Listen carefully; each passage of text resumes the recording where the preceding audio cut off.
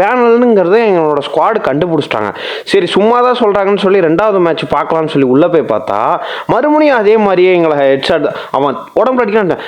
நான் இதில் என்ன கேள்வி வந்துட்டு கரீனாவை கேட்குறேன்னா, பேனல் வந்துட்டு நீ வந்துட்டு என்ன சொன்ன, பேனலை வந்துட்டு நான் வந்துட்டு பேனல் யூஸ் பண்ணுறவனையோ இல்லை ஹேக்கரையோ நான் வந்துட்டு ஸ்டாப் பண்ணிட்டேன்னு நீ சொல்கிற.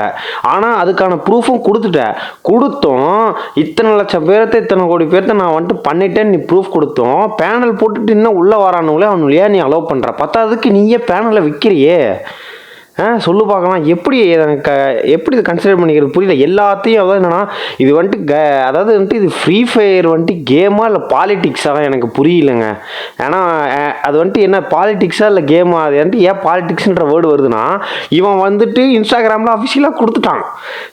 நான் வந்துட்டு இவ்வளோ பேர்த்த நான் வந்துட்டு பேன் பண்ணிட்டேன்டா, இனிமேல் உங்களுக்கு வந்துட்டு யாருமே எதுவுமே வரமாட்டாங்க அப்படின்னு சொல்கிறீங்க.